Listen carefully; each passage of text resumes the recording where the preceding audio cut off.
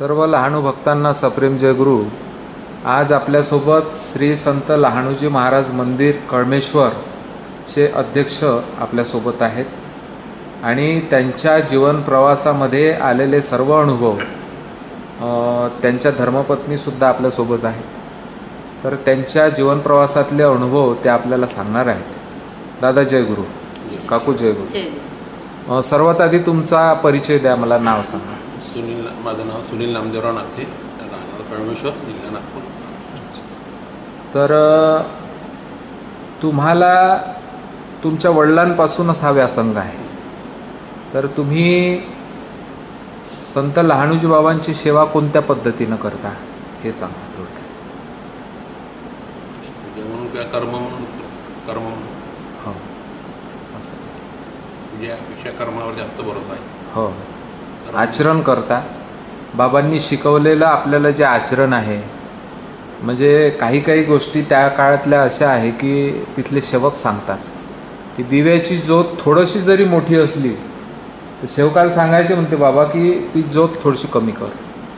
म्हणजे आपल्याला काटकसरीचं महत्त्व बाबांनी सांगितलं। अशा पद्धतीचं आचरणाला महत्त्व देणं हे काळाची गरज आहे। आपण बाबांच्या अलीकडे सर्वजण स्वाध्याय मंडळ तयार केले, स्वाध्याय ग्रुप तयार केले। नुसतीच पोथी वाचून आपल्याला काही मिळणार नाही, तर बाबांनी जे आपल्याला शिकवण दिली, आदर्श शिकवण दिली, त्या शिकवणीचं आचरण आपल्याला करावं लागेल आणि तेव्हाच कुठं बाबाची खरी भक्ती पावन होईल असं मला वाटते आणि सर्व लहानू भक्तांना या माध्यमातून सांगावं असं वाटते। काकू, तुमच्या जीवन प्रवासामध्ये तुम्ही तर नाथे परिवाराच्या सून म्हणून या घरामध्ये आल्या, तेव्हापासूनच तुम्हाला भक्ती लागली असावी, परंतु इतक्या उच्चतम प्रतीची भक्ती तुम्ही करता, तर त्याबद्दल तुमचं मनोगत, तुमचा जीवन प्रवास थोडीशी माहिती सांगा। माझं नाव सविता सुनील नाथे हो, आणि मला भक्ती ही लग्नाच्या आधीपासूनच होती। बरं। आमच्याकडे साबळे महाराज यायचे। हो, लहानूजी बाबांचा त्यांना प्रसाद होता। ते माझ्या आईकडे एक महिना राहायचे। त्यांच्या याच्यातूनच आम्हाला ती लहानूजी बाबांची भक्ती घडली। प्रथम आम्ही राष्ट्रसंताचे भक्त, राष्ट्रसंताचे आणि लहानूजी बाबा गुरुबंधूच आहे। गुरु हे दोन्ही मला म्हणजे गुरु मला मिळाले। आणि मी माझा पहिला लग्नाच्या आधीचा प्रसंग सांगते। मी 10वीत होते, दोघी बहिणी होत्या, तेव्हा आमच्याकडे महाराज होते, साबळे महाराज। तर दोघी जणी पण अभ्यास करायचं। तर 10वीचं जे वर्ष असते, आपल्याला बोर्डाची सवय नसते, काही नसते, तेव्हा मी प्रथम खूपच घाबरली मराठी पेपरला। तर मी काही आता पास होत नाही म्हटलं। घरी आल्यानंतर महाराज म्हणाले, पहा दोघींच्या हातावर 2 हात, डोक्यावर 2 हात ठेवले आहेत। मोठीच्या डोक्यावर म्हणे डावा हात ठेवला आणि लहानीच्या डोक्यावर उजवा हात ठेवला म्हणे। तर माझ्या डोक्यावर डावा हात होता। तर मी कशी तरी त्या याच्यातून 35 मार्कांनी मराठीत पास झाली। म्हणजे वाटतच नव्हता की मी पास होईल म्हणून।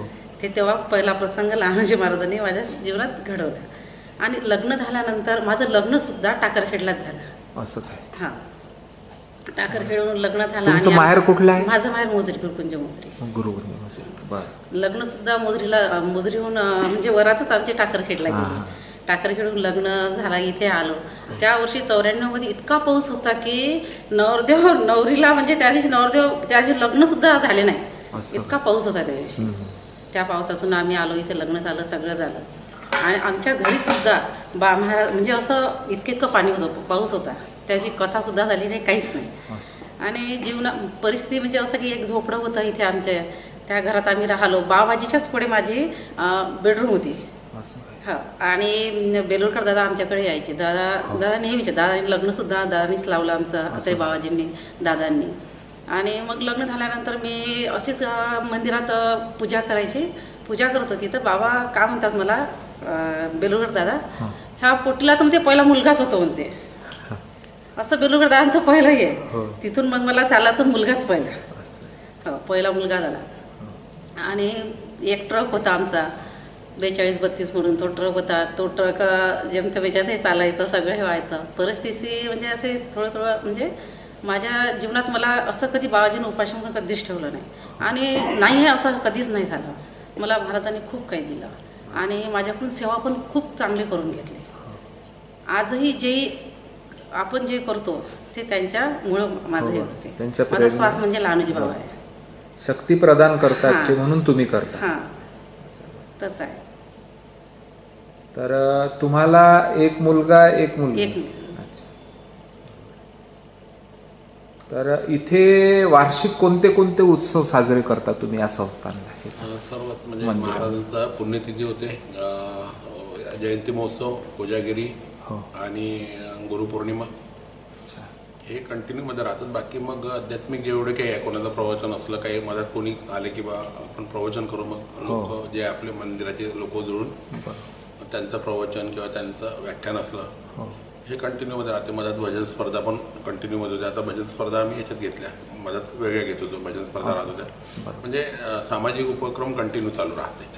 कुठल्या ना कुठल्या. आता वाढदिवसाचं पण असं आहे की गेल्या 5 वर्ष झाले की वाढदिवस म्हणजे जेवढे काही मंदिरातले लोक आहे जुळलेले, प्रत्येकाचा तिथं वाढदिवस केला जाते. मंदिरातर्फे एक फुलगुच्छ देऊन अनेक शुभेच्छा, एक फुलगुच्छ आणि अनेक शुभेच्छा असा एक कार्यक्रम आहे. मग ज्यांना जे वाटलं ते करायचं, पण आमच्याकडनं काही असं काही नाही की बा तुम्हाला हे करायचं. मग आपण एन्जॉयमेंट म्हणून सर्व लोक करत राहतात.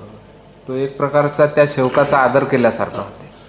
उपक्रम असे खूप सारे उपक्रम कंटिन्यू मध्ये राहते. म्हणजे मंदिराचं असं काही ना काही चालूच राहते. तर तुमच्या आणखी संस्थांबद्दल या मंदिराबद्दल काही भविष्यातले प्लॅनिंग असेल तर ते सांगा. भविष्यात कसं भाव म्हणजे आता महाराज जे करून गेले तेच भविष्यातली प्लॅनिंग आहे. हो, बाबाचीच दिशानिर्देश करता. महाराजांचं मंदिर बांधायचं आहे आपल्याला. नवीन आता हे काय तेव्हा वडिलाच्या हातचं, आणि आता त्यालाही खूप दिवस झाले. आता असं वाटते की बा आपण एक चांगला नवीन छोटं जेवढी जागा आहे त्या जागेत एक नवीन मंदिर बांधायचं प्लॅनिंग करतोय चांगलं.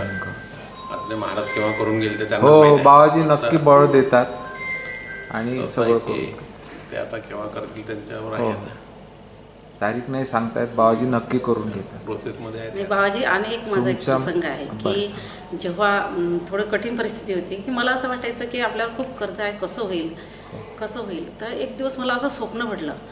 ते स्वप्नात मी पण ध्यास तो आपला महाराजांचाच असतो ना. तर स्वप्नात मी महाराजांची सेवाच करून राहिली. सेवा करता करता मी खालचं असं पुसत आहे आणि पुसून राहिली आणि मी म्हणत आहे की पहा इथं फुलं सांडल्या, हे झालं आहे असं तसं. आणि पटकन असं महाराजाकडे अशी पाहून राहिली. महाराज म्हणते कर्ज तुझ्यावर खूप आहे म्हणते, कर्ज तर खूप आहे म्हणते. आणि मला हे असे तिथून असे जाताना दिसले की पहा बाबांना पण आपलं भार होत आहे बरं. बाबा आपल्याला म्हणत आहे की कर्ज फार आहे. तिथून लगेच ते कर्ज माझं हे झालं. हो, म्हटलं तिथूनच मग लगे आणखी चांगलं हे झालं. आणि 2000 मुलगी झाली. त्याच्यानंतर आणखी चांगला काळ आमचा पूर्ण येत गेला.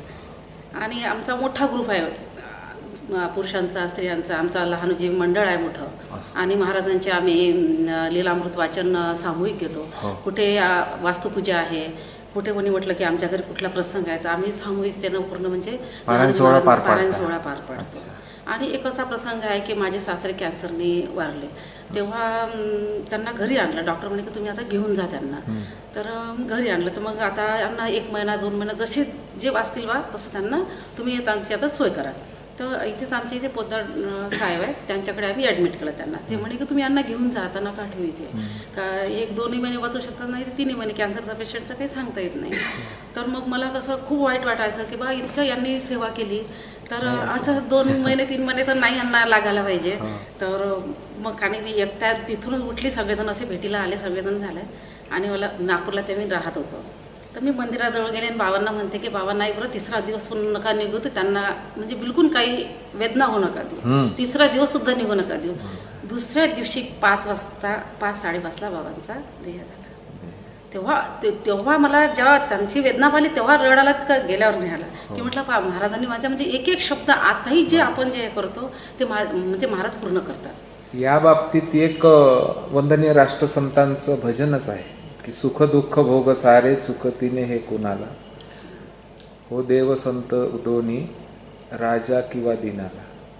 म्हणजे सुख दुःख भोग हे सारे कोणालाच नाही चुकत, संताला नाही चुकले. वंदनीय राष्ट्रसंताला तरी काय होतं सांगा बरं. कोणता आजार होता, दुरुस्त नव्हते करू शकत का? करू शकत होते. पण ते जे काही सरलेलं असते आपलं आयुष्य संपूर्ण, हे सगळं अगदी सत्य आहे.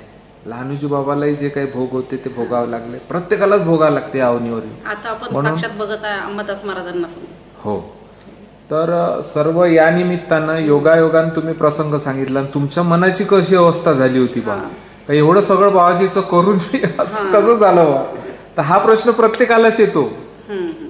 तुम्हा आम्हाला जर एखादा म्हणजे भक्ती मार्गात असणाऱ्या व्यक्तीला जर अशी व्याधी झाली तर इतर सर्वसामान्य लोकांना सुद्धा वाटते की याला नव्हतं व्हायला पाहिजे बा, हा तर खूप भक्ती मार्गातला. पण तसं नाही. जे एकाच याच्यात वंदनीय राष्ट्रसंतांनी उत्तर दिलं एकाच भजनात, आणि त्या सगळ्या भजनामध्ये सारच आहे, त्या भजनामध्ये भरून सुख दुःख भोग सारे मध्ये.